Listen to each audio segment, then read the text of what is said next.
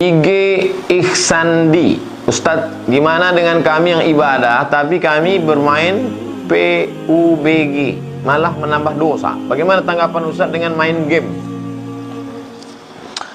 Bermain game itu yang pertama menghilangkan waktu, mubazir. Banyak kerja kita lagi, menulis buku, buat program.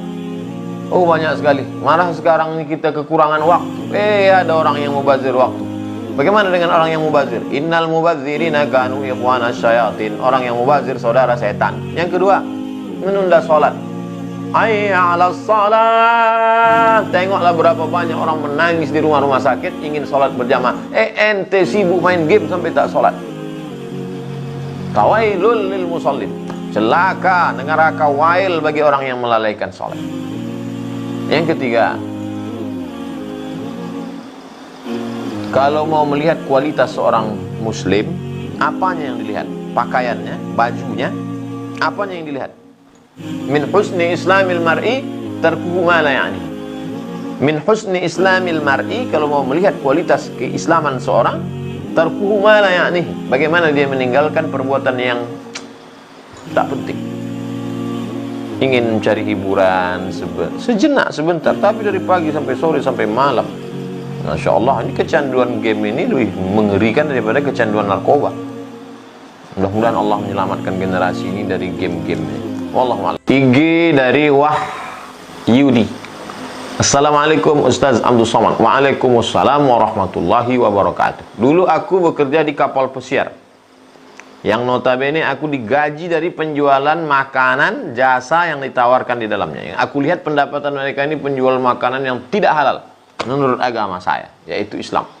Apakah gaji saya ini haram atau tidak? Karena hampir semua gajiku habis dan keperluan yang tiba-tiba datang. Satu lagi pertanyaan. Kalau pekerjaanmu itu halal, maka engkau tidak perlu tahu uang yang datang itu dari mana.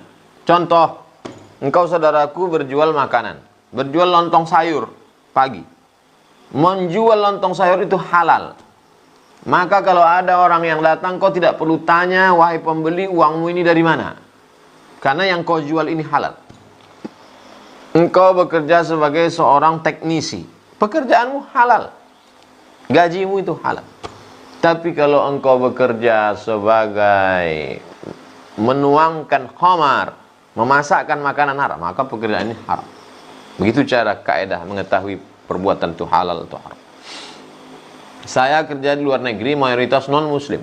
Untuk sholat 5 waktu susah, apalagi Jumatan, hampir tak bisa. Apakah saya salah Ustaz hanya mengejar ekonomi? Hujan batu di negeri sendiri, hujan emas di negeri orang. Begitu kata pepatah nenek moyang orang-orang tua kita dulu. Tapi hari ini banyak saudara-saudara kita mencari nafkah di luar sana. Maka bagi yang sudah cukup modalnya, pulanglah, pulang ke tanah air.